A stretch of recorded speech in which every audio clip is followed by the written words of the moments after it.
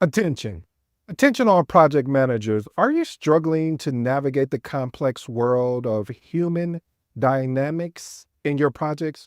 Maybe you're like me. You may find yourself constantly putting out fires, dealing with interpersonal conflicts instead of actually focus on what matters, delivering results. But what if I told you that mastering the human side of project management is truly the key to unlocking your team's full potential and achieving project success? In today's episode, we will discuss real world strategies, or like I like to say, what my mentor taught me is pragmatic strategies that will transform the way you lead and manage your team. But there's one thing: it's not about the tools. It's definitely not about the technique. It is really about the mindset and the approach. It's about understanding what truly drives and motivates people and how to create an environment where they can thrive. So, if you're ready, I'm ready to take you to the next level in your project management skills. And also, if you're ready to become a really true leader of your project, you really truly deserve to listen to today's episode. If you're new to the episode, I go by the name of ED. For all you smart and intelligent folks out there, listen, that's just simply means Ed. I have an 8-point framework, and these 8 points, if you're not aware, my goal, my mission today is to unpack today's episode. So, as you guys know, family, one of the biggest challenges is that when you lead, when you make a decision to jump into this thing that I love, that I hope you fall in love with, called project management, you have to have the ability to work with people. People can be very interesting, family, whether good, bad, judged. It's always a challenge. And one of the things I've learned is sometimes we can we can walk away from the humanistic aspect, of things, and focus on of the technical, or I should say, more of the techniques than anything. And the techniques and tools are important, but understanding people and connecting with people are really what's going to get your project through. So I share that with you, family, to step into our first point. Point number one, and you guys always hear me talk about it through countless episodes: establish a mentoring program. Listen, one of the things I always recommend is pair experienced team members with the less experienced ones, so they can provide. This is really an even exchange, and sometimes people don't even understand it, because now you have a new a new set of eyes that are looking at problems or looking at ways to solve problems differently than someone with experience. Because many times people with a lot of experience, they may get caught up in their experiences and saying, well, this is what we did before and it worked, but it may not be applicable now. So having someone with less experience may look at a different approach of solving that particular issue. Also, one of the things I would recommend, if you decide to get a mentor, is define clear goals and expectations for each mentoring relationship, and provide the resource as well as structure to support an effective mentoring program. One of the things I want to recommend to you, family, is here's I'll call it almost not really a shameless plug, but my mentor is actually having a agile type experience. I think you guys should definitely come. I'll put it in the comments as well as in the community, so you guys can check it out. It is this Saturday. It's actually a real simulation. I really think this would be good if you're someone that wants to understand Agile, understand Scrum, XP, those type of things. This will be for you. Let me get into point number two.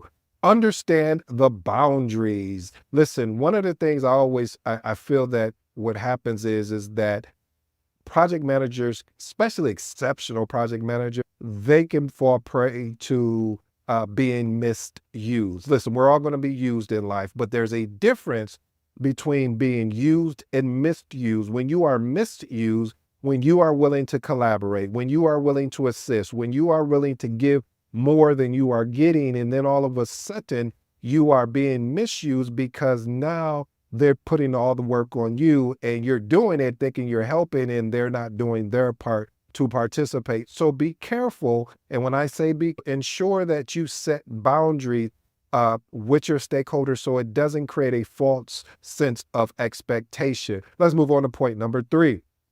Message.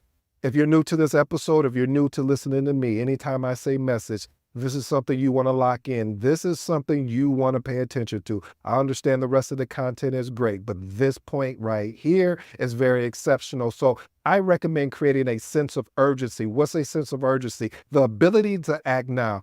Stop sitting, being on a meeting with the people that you need to have for a meeting or a discussion, and then you say, hey, how about we set up a meeting? No, how about we answer? How about we take care of it now? Create a sense of urgency now, now, now. Why you do that? You're going to run circles around project managers that want to set up a meeting, to set up another meeting, because you've already discovered the answer and you've been able to take the answer and execute on the particular answer that you got. So again, family, create a sense of urgency. Point number 4, host project town hall meetings. I miss these.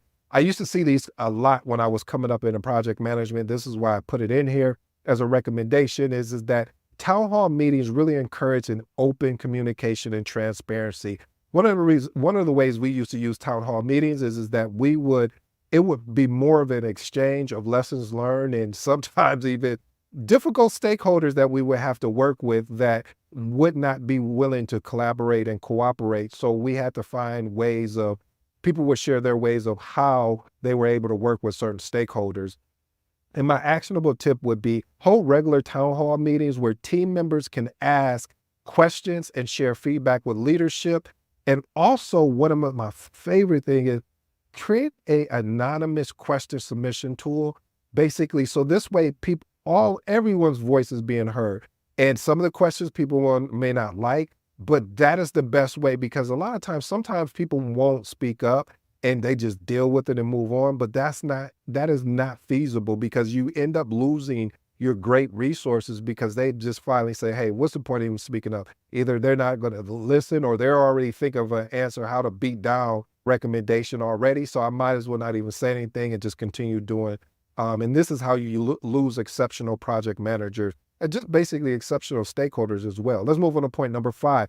Implement time blocking for deep work. This is my classic. This is one of the things that I love doing. I love putting, blocking my calendar so I can focus and keep the main thing the main thing. Yes, I know for all my people that can multitask, salute to you. But for me, I don't want to claim I can multitask. I used to think I could, but I realized when I focus on one thing at a time, knock that thing out. I'm not spread out across 4 or 5 different things that don't even end up getting finished anyway. So why not just work on the first thing, move to the next, and just move there. So time blocking enhances focus and productivity. Here's my actionable tip for you, family. Allocate specific blocks of time for focused work on key tasks and minimize interruptions. One of the things I always share with you, family, in most of the episodes, if you have an iPhone, put your phone in do not disturb. If you have an Android, put it in airplane mode or whatever the do not disturb functionality that they have. But I definitely recommend that because there could just be a link. It could be this episode that is showing up in your feed, which of course I want you to watch this episode, listen to this episode. But again, I want to ensure that you are having deep work. Like if you're locked into this episode, be locked in and get this information and then go use it. But if you're working on something, then work on it. Be, as they say, be where you need to be, where you need to be.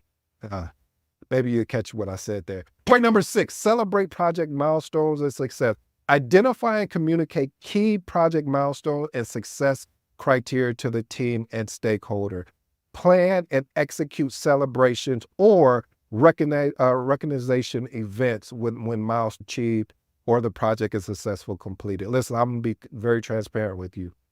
Probably about 5-6 years ago, the budgets for projects used to be amazing where you could build this in your budget. Now, sometimes I've noticed that project managers are either coming out their own pocket to support and just really to identify these particular successes with regards to celebrating. So if you're a project manager that comes out their own pocket, I salute you. And when I mean coming out your own pocket, meaning buying the food, the recognition, the different celebrations. Let's move on to point number 7. Foster a culture of psychological safety.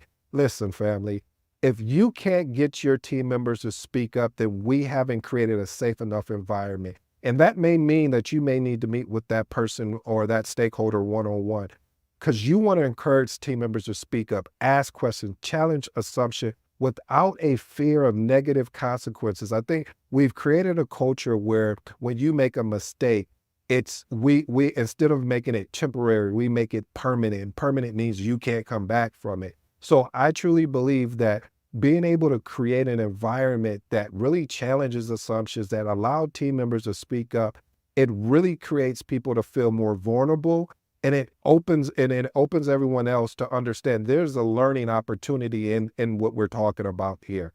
All right, let's move on to point number 8. Point number 8, implement stand-up meetings. What are stand-up meetings? Basically, holding a quick brief, I say no more than 15 minutes, especially if you have a high priority project. Daily meetings where each team member can share their progress plans and any blockers. As you guys know, I got this concept from the framework of Scrum. And what this does is just uses time to say, hey, what are you working on today? What did you work on yesterday? What are any impediments or blockers in your way? Let's find out a quick solution, not a quick solution, but I could take this offline with you if it's a deeper dive that is actually required. And plus, this just keeps the meetings focused and time boxed, which allows to maintain efficiency.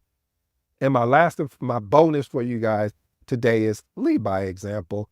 Model the behaviors and attitudes you expect from your team. I don't even know if I should say this, but we're family, so I'll share it. I've seen some project managers with some really bad attitudes, and then you see their team and they have the same thing. So you don't know if it's the team that's doing this, or I should say the stakeholders, or is it the project manager? So model the behaviors and attitudes you expect team and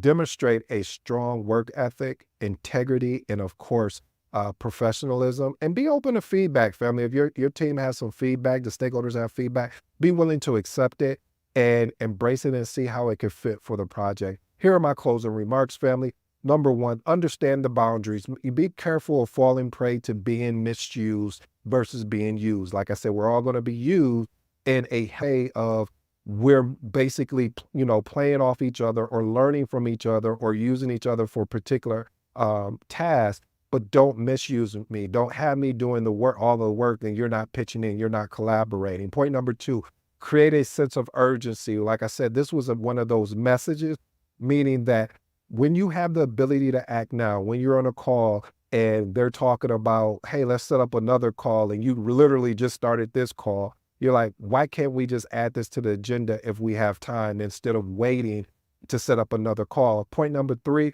foster a culture of psychological safety. Listen, the more you can get your team to speak up, to ask questions, to challenge assumption, it will minimize the fear that they will have of negative consequences. Hey, family, I hope you enjoyed today's episode. I go by the name of ED. I love delivering today's episode because, again, any project is always